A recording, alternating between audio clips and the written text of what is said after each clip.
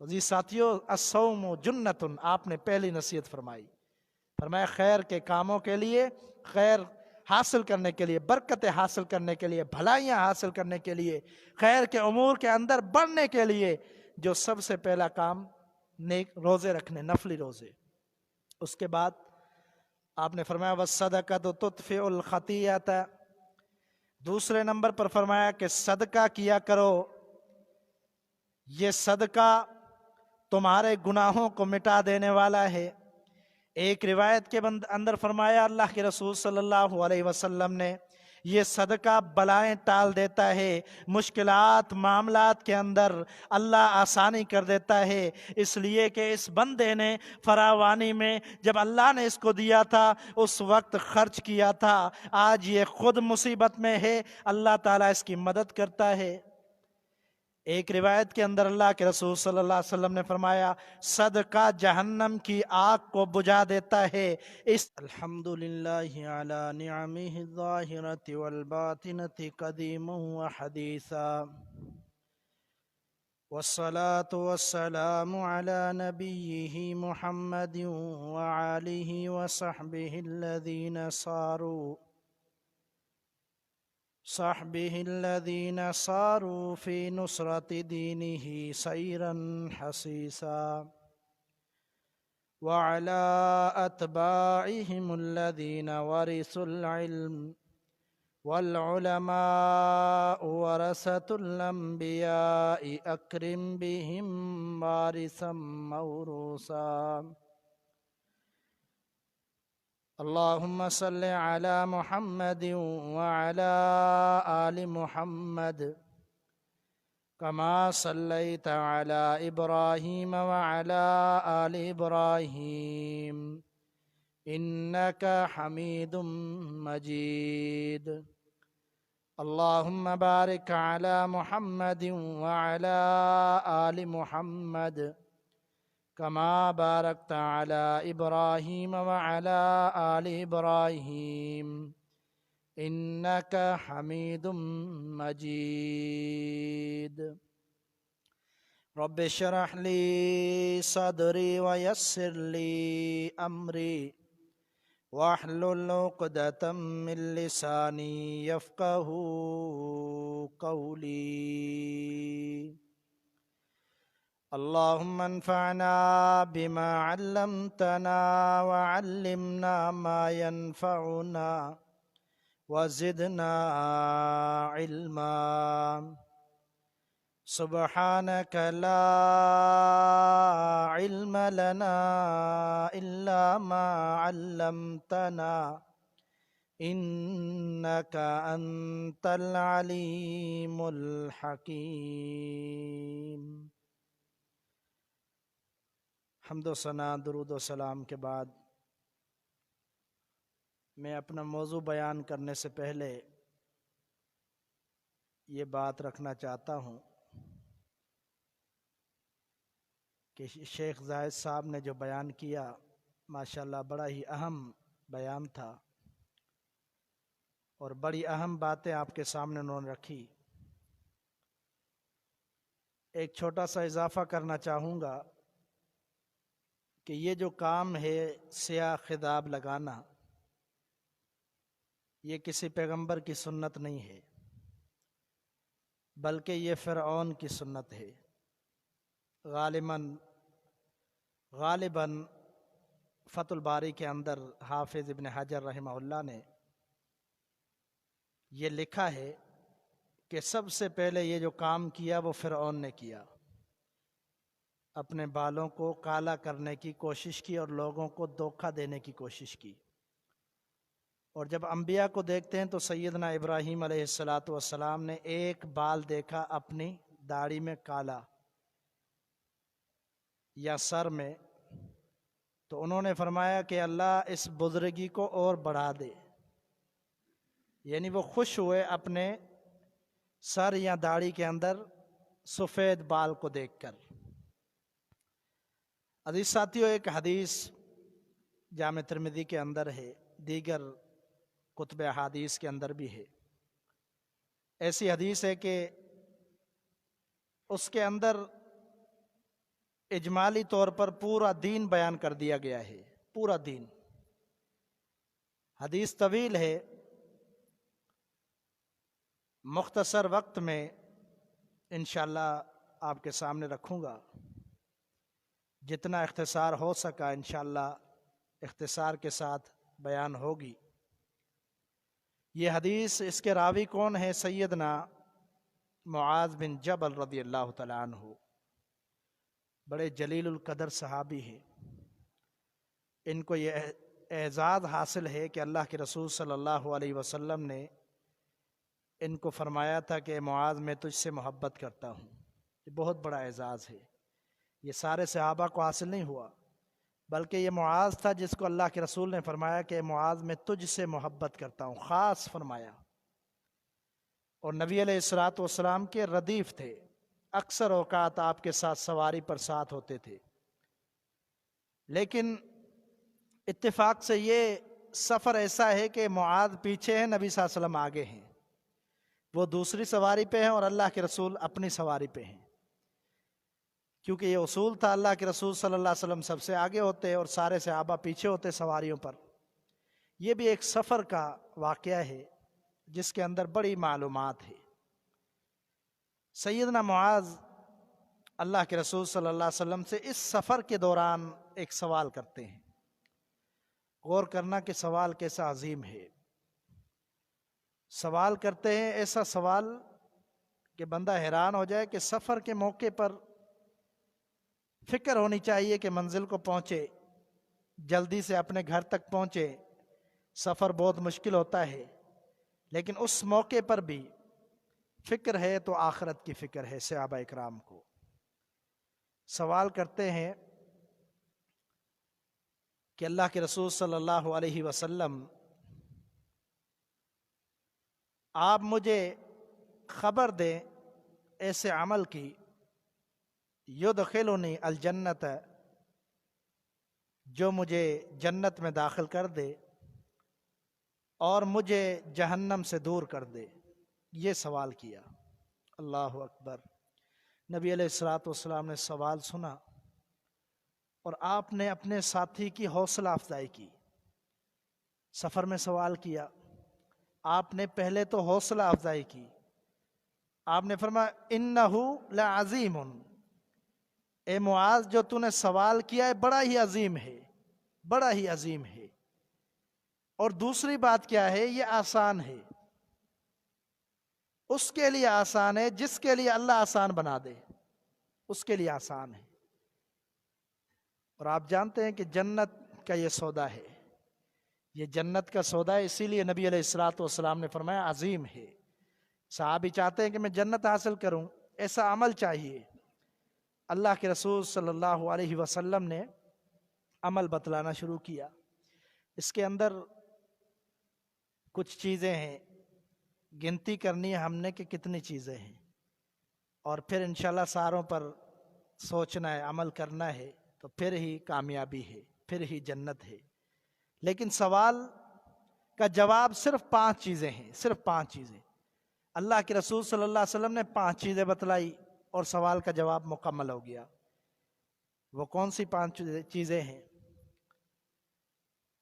امام الانبیاء اکرم الانبیاء محمد الرسول اللہ صلی اللہ علیہ وسلم فرماتے ہیں تعبد اللہ ولا تشرک بہ شیئا، اے میرے ساتھی، اے میرے صحابی، اللہ کے ساتھ کسی کو شریک نہ کرنا، اکیلے اللہ وحدہ لا شریک کی عبادت کر، وتقیم الصلاۃ، نماز کو قائم کر، وتصوم رمضان، رمضان مبارک کے روزے رکھ، وتحج البیت، اور بیت اللہ کا حج کر، لیکن اس سے پہلے فرمایا وتؤدی الزکوٰۃ، زکوٰۃ ادا کر۔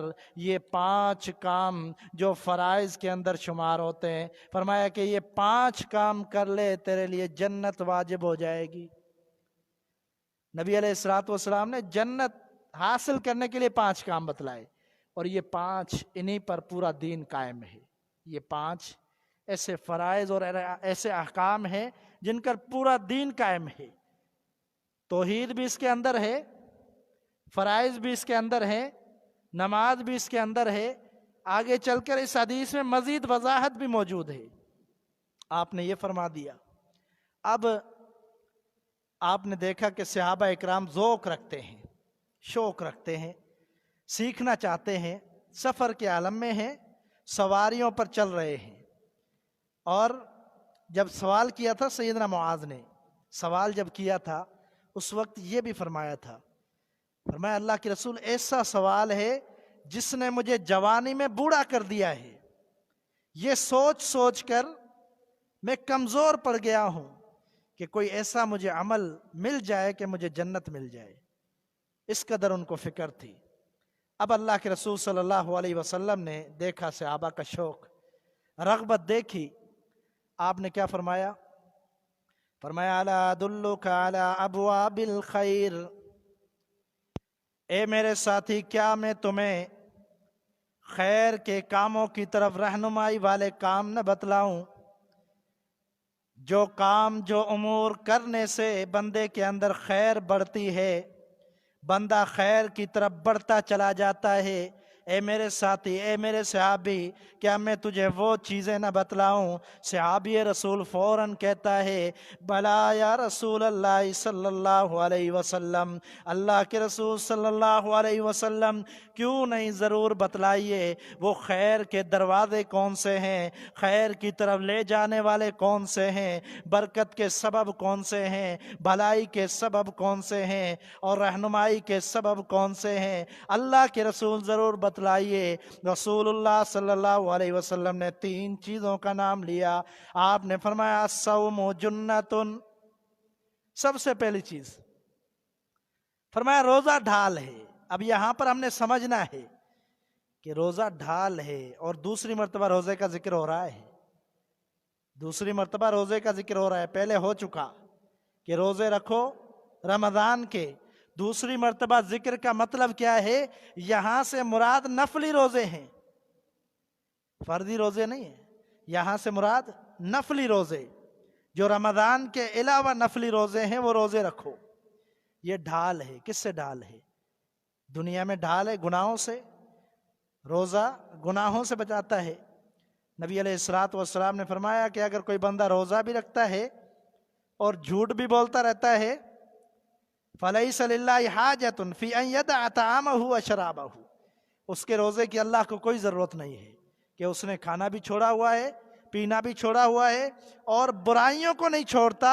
سمجھو کہ اس نے روزہ رکھا ہی نہیں، کوئی فائدہ نہیں ایسے روزے کا. تو یہ نفلی روزہ ہے. نفلی روزے سے بندہ گناہوں سے بچتا ہے، فرائض سے، فرضی روزوں سے بھی گناہوں سے بچتا ہے. اور دوسرا ڈھال کیا ہے؟ قیامت کے دن جہنم سے ڈھال ہے. یہ روزہ سفارشی ہوگا، قرآن سفارشی ہوگا. روزہ سفارش کرے گا یا رب انی منعت الطعام فی النہار، اے اللہ میں نے اس کو کھانے پینے سے منع کیا تھا دن کے وقت. قرآن آئے گا اے اللہ میں نے اس کو منع کیا تھا سونے سے، راتوں کے وقت قرآن پڑھا کرتا تھا. تو اللہ ان کی سفارش قبول کرے گا. یہ سفارشی ہوں گے. تو یہ نفلی روزہ ہے. رسول اللہ صلی اللہ علیہ وسلم نفلی روزہ رکھا کرتے تھے. آپ صلی اللہ علیہ وسلم یہاں تک اس قدر نفلی روزے رکھا کرتے تھے، کبھی گھر میں آئے پوچھا کہ کوئی چیز کھانے کے لیے ہے، بتلایا گیا اللہ کے رسول کھانے کے لیے کوئی چیز نہیں. آپ نے فرمایا پھر آج میرا روزہ ہے. جس سے معلوم کیا ہوتا ہے، جس سے ایک اہم جو ہے معاملہ یہ ہے کہ نفلی روزے کی نیت رات کو کرنا ضروری نہیں ہے. رات کو نفلی روزے کی نیت کرنا ضروری نہیں ہے. اگر بندہ صبح کو نیت کر لے فجر سے پہلے تو اس کا روزہ ہو جائے گا. اور نیت نہیں بھی کرتا اور صبح کو اٹھتا ہے اور پھر نیت اس کی ہو جاتی ہے میں روزہ رکھ لیتا ہوں آج، تو نفلی روزہ ہو جاتا ہے. لیکن فرضی روزے کے لیے ضروری ہے کہ رات کو نیت کرے. تو یہاں نفلی روزے کا نبی صلی اللہ علیہ وسلم نے ذکر کیا. قربان جائیں صحابہ اکرام کی زندگیوں پر. سیدنا ابو ذر غفاری رضی اللہ تعالی عنہ بڑے عظیم صحابی ہیں، بڑے جلیل القدر، بڑے تقوی کے پہاڑ تھے. اللہ اکبر. جنگلوں کے اندر رہ رہے ہیں، اپنے ساتھیوں سے دور ہو گئے، اپنی بیوی کے ساتھ جنگل میں رہتے ہیں. سیدنا سلمان فارسی رضی اللہ تعالی عنہ اللہ کے رسول صلی اللہ علیہ وسلم نے دونوں کو بھائی قرار دیا ہے۔ یہ اپنے بھائی سے ملاقات کے لیے جاتے ہیں، وہاں ملاقات کے وقت جو ان کی بھابھی ہے اس نے شکایت کی ہے، کہا کہ میں کس کے لیے بناؤ سنگار کروں، کس کے لیے اچھے کپڑے پہنوں، کس کے لیے سنگار کروں؟ سنگار تو اپنے شوہر کے لیے ہوتا ہے، بناؤ سنگار تو اس کے لیے مجھے کرنا چاہیے، لیکن آپ کے بھائی کا معاملہ یہ ہے کہ پوری رات تہجد میں گزار دیتا ہے اور دن کو روزہ رکھ لیتا ہے، میں کیسا بناؤ سنگار کروں؟ جب یہ شکایت کی، سیدنا سلمان فارسی رضی اللہ تعالیٰ عنہ اپنے بھائی کو سمجھانے کے لیے ایک معاملہ کرتے ہیں۔ صبح کو ناشتہ نہیں کرتے، کہتے ہیں ناشتہ نہیں کروں گا جب تک میرا بھائی ناشتہ نہیں کرے گا۔ مجبور کر دیا کہ نفلی روزہ چھوڑ کر میرے ساتھ ناشتہ کرے، رات کو اٹھنے نہیں دیا۔ جب خود اٹھتے ہیں پھر کہتے ہیں میرے بھائی اب تہجد کا وقت ہوا ہے، اب اٹھو میرے ساتھ تہجد پڑھو۔ یہ شکایت لے کر امام الانبیاء محمد الرسول اللہ صلی اللہ علیہ وسلم کے پاس جاتا ہے۔ کون شکایت لے کر جا رہا ہے؟ سیدنا ابو ذر غفاری اپنے بھائی سلمان کی شکایت لے کر جا رہا ہے۔ نبی علیہ السلام نے فرمایا صدق سلمان، سلمان نے جو بھی کیا ٹھیک کیا۔ آپ نے فرمایا سلمان نے ٹھیک کیا۔ اس کی وجہ کیا ہے؟ اس کی وجہ یہ ہے کہ گھر والوں کے بھی حقوق ہیں۔ اگرچہ آپ کا شوق ہے میں روزہ نہ روزے رکھوں، لیکن شریعت اجازت نہیں دیتی۔ ان کو مسئلہ اس وقت معلوم نہیں ہوگا جب یہ روزانہ روزہ رکھ رہے تھے، نفلی روزہ، اور رسول اللہ صلی اللہ علیہ وسلم نے فرمایا لا صام من صام العبد، جس نے پوری زندگی روزہ رکھا اس کا ایک بھی روزہ قبول نہیں ہوگا۔ فرمایا سب سے اچھے روزے اللہ کے پیغمبر داؤد علیہ السلام کے تھے۔ وہ کیا کرتے تھے؟ صام یومن افطر یومن، ایک دن روزہ رکھتے دوسرے دن افطار کرتے۔ سب سے اچھا روزہ یہی ہے، نفلی روزہ، اور اس سے بڑھ کر کوئی لگاتار روزے نہ رکھے، نبی صلی اللہ علیہ وسلم منع کیا ہے۔ تو یہاں معلوم ہوا کہ ابو ذر غفاری رضی اللہ تعالیٰ عنہ کس طرح روزے رکھ رہے تھے؟ کوئی دن افطار ہی نہیں کرتے تھے، یعنی افطار روزہ نہیں چھوڑتے تھے، اس قدر ان کو محبت تھی نفلی روزوں سے۔ نبی علیہ السلام کے بے شمار فرامین ہیں۔ آپ نے فرمایا جو نفلی روزہ رکھتا ہے، من صام ہے، ایک دن کا نفلی روزہ رکھتا ہے، اللہ تعالیٰ اس کے چہرے کو جہنم سے دور کر دیتا ہے، ایک دن کا روزہ۔ اور یہ موضوع بیان کرنے کا میرا مقصد کیا ہے؟ مقصد یہی ہے کہ آج کل سردیوں کے دن ہیں، سردیوں کے دن ہیں، دن چھوٹے ہیں، راتیں بڑی ہیں۔ صحابہ اکرام خوش ہوا کرتے تھے کہ سردیوں کے دن آئے، خوش ہوئے۔ ایک صحابی کے بارے میں ذکر آتا ہے کہ وہ رو رہے تھے سکرات کے وقت۔ کہا کہ کیا وجہ ہے آپ رو رہے ہیں؟ کہا یہ نہیں سمجھنا کہ میں موت سے گھبرا گیا رو رہا ہوں، بلکہ میں اس لیے رو رہا ہوں کہ ابھی سردیوں کے موسم شروع ہوئے ہیں، یہ ہماری نیکیوں کے لیے بہت اچھے موسم ہیں۔ دن کو ہم نفلی روزے رکھتے ہیں کثرت کے ساتھ، رات کو اٹھ کر تہجد پڑھتے ہیں، اپنے رب کو راضی کرتے ہیں، راتیں بڑی ہوتی ہیں، اور یہ دن شروع ہوئے اور میں دیکھ رہا ہوں کہ میری زندگی ختم ہو رہی ہے۔ اس قدر خوش ہوتے تھے صحابہ کرام۔ موت کا ڈر نہیں ہے، لیکن افسوس ہے تو یہ دن نیکیوں کے ہم سے چھوٹ جائیں گے اور یہ ہمیں میسر نہیں آئیں گے۔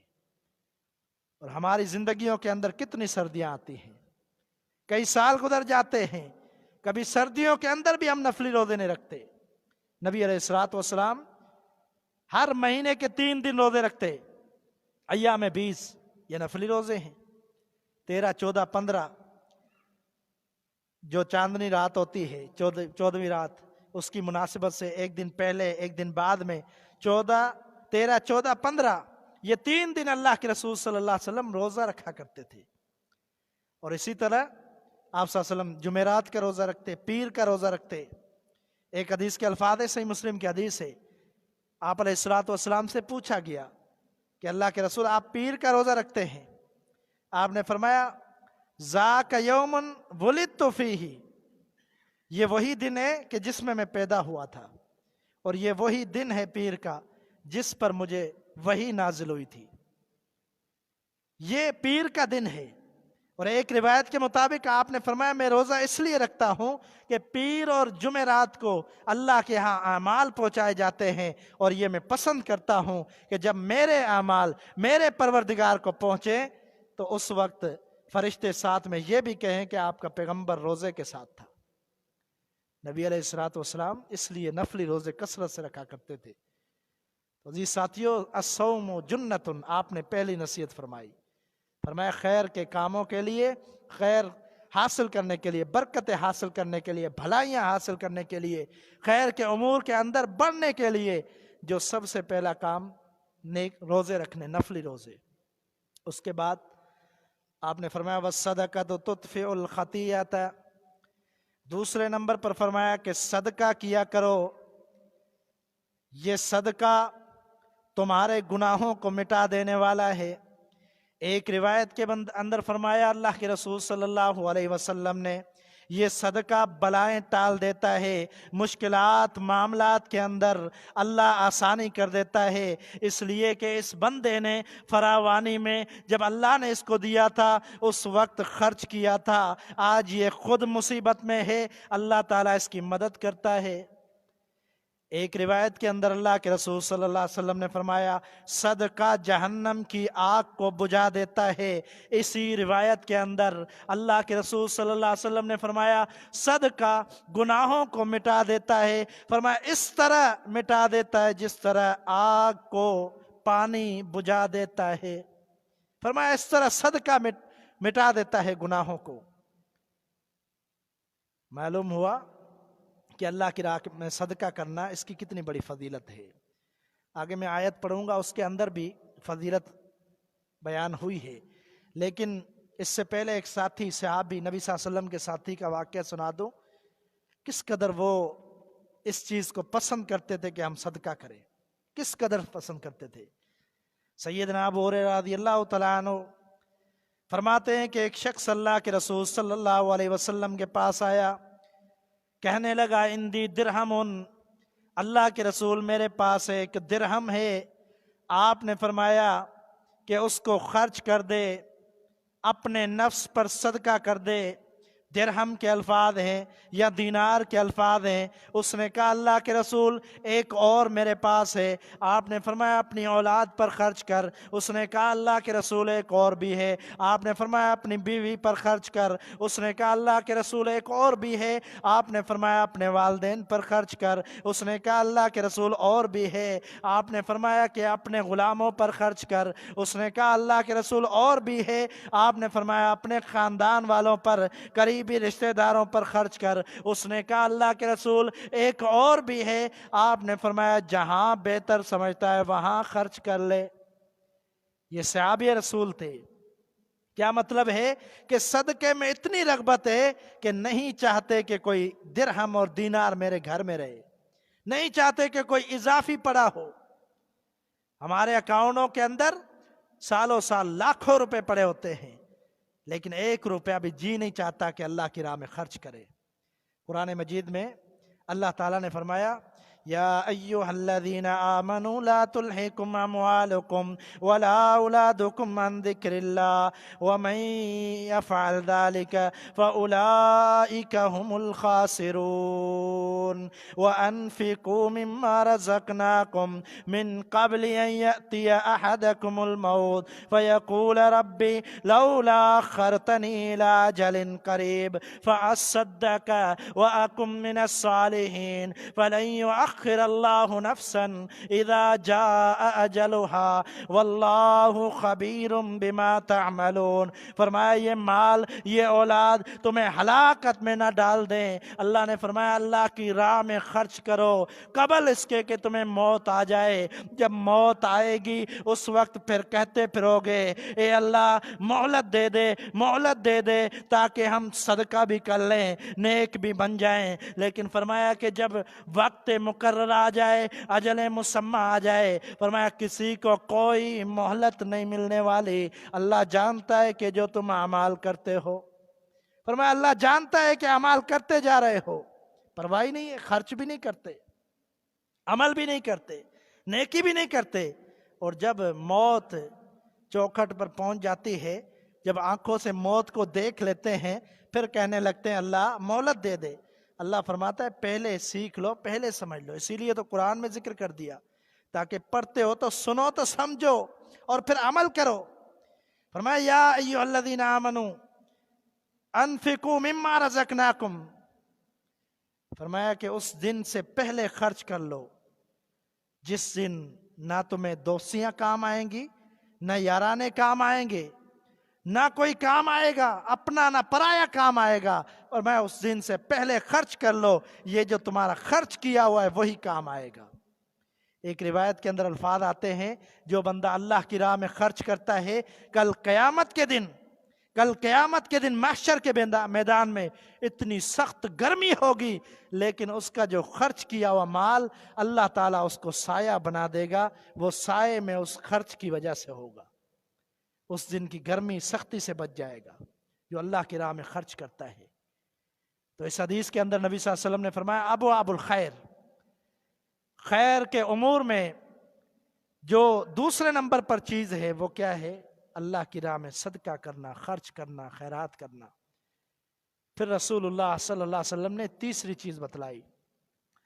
आप सल्लल्लाहु अलैहि वसल्लम ने फरमाया वसलातुर रजुली फी जौफिल लैल, बंदे का नमाज पढ़ना रात के पेट में, रात को उठकर अल्लाह को याद करना, तहज्जुद पढ़ना, क़ियामुल लैल करना, अपने रब के सामने सरबत सुजूद होना, रुकू करना, सजदे करना।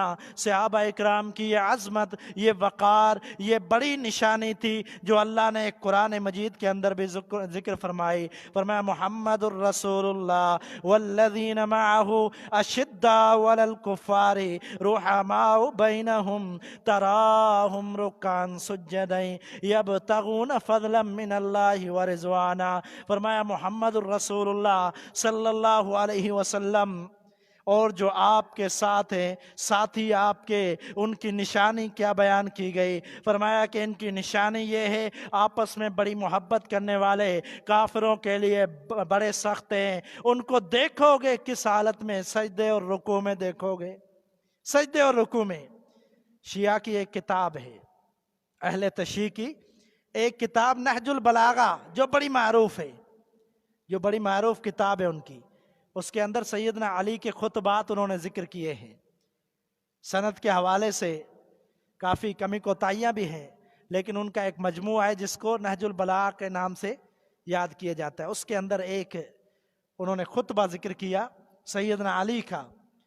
और सैयदना अली उल मुर्तज़ा रज़ियल्लाहु तआला अन्हु क्या फरमाते हैं? फरमाते हैं रअयतु अस्हाब मुहम्मदिन सल्लल्लाहु अलैहि वसल्लम, फरमाया कि मैंने साथियों को देखा। किसके साथी? इमामुल अंबिया के साथियों को। आज मैं उन जैसा किसी को नहीं देख रहा। वो ऐसे थे जो रात को उठकर सजदे और रुकू किया करते थे। उनका ये मशगला था, ये वो काम किया करते थे, रात को उठकर तहज्जुद पढ़ते थे। ये सैयदना अली उल मुर्तज़ा रज़ियल्लाहु तआला अन्हु सहाबा की शान बयान कर रहे हैं, यानी उनका गहरा ताल्लुक था तहज्जुद के साथ। अब्दुल्लाह बिन उमर रज़ियल्लाहु तआला अन्हु अपनी बहन से अपना ख्वाब जिक्र करते हैं। कहते हैं मैंने ख्वाब देखा है। किससे? सैयदा हफ्सा रज़ियल्लाहु तआला अन्हा, उनसे जिक्र करते हैं। क्यों उनसे? हिम्मत नहीं हो रही कि नबी सल्लल्लाहु अलैहि वसल्लम से सवाल करें। और उनकी जो ज़ौजा थी वो अल्लाह के रसूल सल्लल्लाहु अलैहि वसल्लम की, उनकी बहन जो थी वो अल्लाह के रसूल सल्लल्लाहु अलैहि वसल्लम की ज़ौजा थी, सैयदा हफ्सा। कहते हैं कि मेरा ख्वाब आप पूछ कर बतलाएं, ताबीर क्या है, ख्वाब क्या है? सैयदना अब्दुल्लाह फरमाते हैं कि मैंने देखा ख्वाब के अंदर कि मुझे दो लोग पकड़कर आग की तरफ ले जा रहे हैं। एक बड़ा गड़ा है, उसके अंदर फेंकने के लिए जा रहे हैं।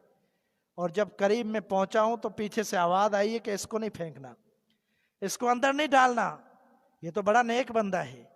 कहते हैं उस वक्त मेरी आंख खुल गई, मैं डर गया कि ये क्या मामला है। अब मुझे परेशानी हो रही है, मुझे ताबीर बताओ। नबी सल्लल्लाहु अलैहि वसल्लम से पूछ के, आप सल्लल्लाहु अलैहि वसल्लम से पूछा गया, आपने क्या फरमाया? फरमाया ये इशारा था अब्दुल्ला को कि इतनी गफलत से ना सो, बल्कि उठकर तहज्जुद भी पढ़ो। फरमाया कि अब्दुल्ला नेक साले बंदा है, इससे भी अच्छा हो जाए अगर तहज्जुद पढ़े, क़ियामुल लैल करे। اور پھر اس روایت میں اللہ کے رسول صلی اللہ علیہ وسلم نے جب یہ بات ذکر فرمائی، تیسرے نمبر پر روزہ، نفلی روزہ، یہ تینوں نفلی کام ہیں، نفلی روزہ اور صدقہ، کیونکہ زکوٰۃ کا پہلے ذکر ہو چکا اسی حدیث میں، نفلی صدقہ، اور پھر یہ رات کو تہجد پڑھنا، نفلی نماز۔ اس کے بعد رسول اللہ صلی اللہ علیہ وسلم نے قرآن مجید کی آیت تلاوت کی، سورۃ الف لام میم سجدہ، جو 21ویں پارے کے اندر ہیں، اور فجر کی نماز میں، جمعے کے دن فجر کی نماز میں پڑھی جاتی ہے، جس کے اندر سجدہ بھی آتا ہے، اور نبی علیہ الصلوۃ والسلام کی سنت تھی، آپ صلی اللہ علیہ وسلم فجر کی نماز میں جمعے کے دن فجر میں یہ پڑھا کرتے تھے۔ اور اس کے اندر کیا آیت ہے؟ فرمایا تتجافى جنوبهم عن المضاجع يدعون ربهم خوفا وطمعا ومما رزقناهم ينفقون فلا تعلم نفس ما اخفي لهم من قرة اعين جزاء بما كانوا يعملون۔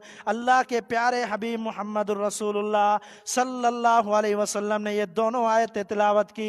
آپ نے تلاوت کی، اس کا ترجمہ کیا ہے؟ آپ نے فرمایا وہ لوگ جن کے پہلو بستر سے جدا رہتے ہیں، رات کے وقت سردیوں کی راتیں ہیں، ان کے پہلو بستر سے جدا رہتے ہیں، وہ اپنے رب کو یاد کرتے ہیں، خوف کی صورت میں، طمع کی صورت میں، اللہ سے امید لگاتے ہوئے اللہ کو یاد کرتے ہیں، اللہ کی راہ میں خرچ کرتے ہیں۔ فرمایا کہ ان کی آنکھوں کی ٹھنڈک کے لیے اللہ تعالیٰ نے جو تیار کیا ہے اس کا کوئی تصور بھی نہیں کر سکتا، اس کو کسی نے نہیں دیکھا۔ ان کی آنکھوں کی ٹھنڈک کے لیے جنت تیار ہے، ان کی آنکھوں کی ٹھنڈک، خوش ہو جائیں گے۔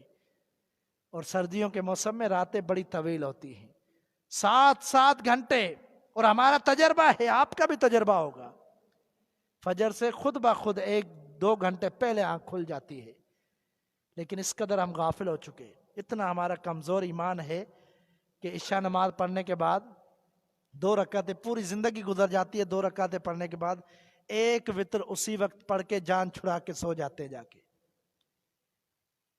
کبھی ایسا بھی کر لے کہ 1 وتر چھوڑ دے، رات کو اٹھ کر اپنے رب کو یاد کریں، رب کے سامنے فریاد کریں۔ یہ وہ عظیم ٹائم ہے کہ سیدنا علی المرتضیٰ رضی اللہ تعالیٰ عنہ، جامع ترمذی کی حدیث ہے، سیدنا علی اللہ کے رسول صلی اللہ علیہ وسلم کے پاس آتے، اللہ کے رسول میں یاد کرتا ہوں کچھ آیات تو مجھے پچھلی بھول جاتی ہیں، آیات قرآن کی یاد کرتا ہوں لیکن جب 4-5 یاد کر لیتا ہوں تو پچھلی بھول جاتی ہیں، اس کے لیے مجھے کوئی حل بتلائے۔ نبی علیہ الصلوۃ والسلام نے فرمایا اے علی میں بتلانے لگا ہوں، کیا ایسا کام نہ بتلاؤں کہ یہ معاملہ تیرا حل ہو جائے اور اللہ تیری دعاؤں کو قبول کر لے؟ سیدنا علی فرماتے اللہ کے رسول ضرور بتلائیے۔ آپ نے فرمایا اے علی رات کو اٹھا کر، رات کو جمعے کی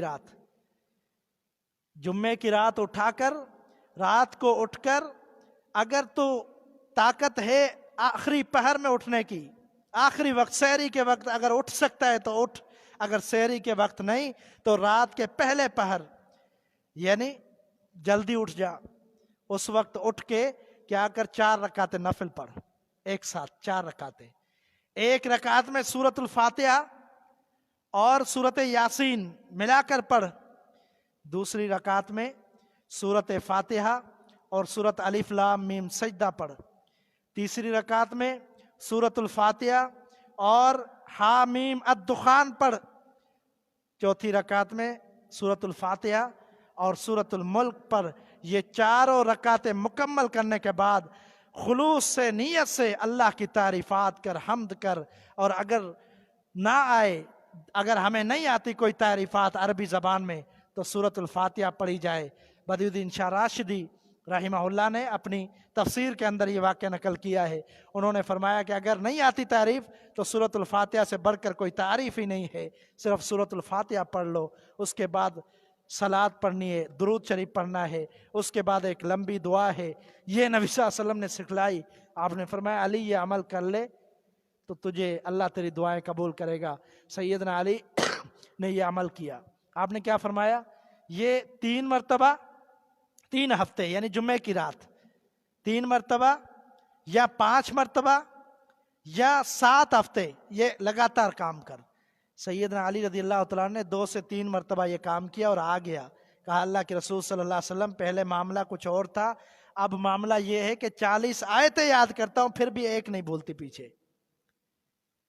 یہ برکتیں ہیں رات کو اپنے رب کو یاد کرنے کی۔ اور پھر فرماتے صرف آیات کا معاملہ نہیں ہے، کبھی کبھی کوئی بات بھول جاتا تھا، آج کل میرا ذہن اتنا پختہ ہو گیا ہے کہ وہ بات بھی نہیں بھولتا کبھی۔ رات کو اپنے رب کو یاد کرے، ہاتھ اٹھا کر دعا کرے، اللہ کی قسم بڑی برکتیں حاصل ہوں گی۔ تہجد پڑھنا، قیام اللیل کرنا، رب کو یاد کرنا۔ فرمایا یا ایھا المزمل قم اللیل الا قلیلا نصفہ او انقص منہ قلیلا او زد علیہ ورتل القرآن ترتیلا۔ نبی اقدس رحمت عالم محمد الرسول اللہ صلی اللہ علیہ وسلم کو اللہ تعالیٰ نے حکم فرمایا، اللہ نے فرمایا اے چادر اوڑھنے والے میرے پیغمبر، یا ایھا المزمل قم اللیل الا قلیلا، رات کو قیام اللیل کر، تھوڑی دیر تھوڑی رات ضرور قیام اللیل کر۔ نبی صلی اللہ علیہ وسلم قیام اللیل کرتے تھے، سیدہ عائشہ فرماتی ہے، صحیح بخاری کی حدیث ہے، فرمایا رمضان ہو یا غیر رمضان، نبی صلی اللہ علیہ وسلم 11 رکعت پڑھتے تھے، 8 رکعت پڑھتے تھے تہجد کی اور 3 وتر پڑھتے تھے۔ وہی بات آ گئی کہ ہماری عادت بن چکی ہے 1 وتر، نبی صلی اللہ علیہ وسلم اکثر اوقات 3 وتر پڑھا کرتے تھے، کبھی اس پر بھی عمل کر لے تو راتیں بڑی ہیں، اور غنیمت جان کر ان راتوں کو اٹھیں، اللہ کو یاد کریں۔ اور میں اب صرف حدیث کو مکمل کرنے لگا ہوں۔ پھر رسول اللہ صلی اللہ علیہ وسلم نے یہ تین چیزیں بتانے کے بعد آپ نے فرمایا کہ میرے ساتھی کیا میں تمہیں یہ نہ بتلاؤں، ان تمام چیزوں کی بنیاد رأس الامر نہ بتلاؤں، اور دوسری چیز ان کی بنیاد نہ بتلاؤں، ان کا پلر نہ بتلاؤں، اور تیسری چیز ان کی بلند چوٹی نہ بتلاؤں۔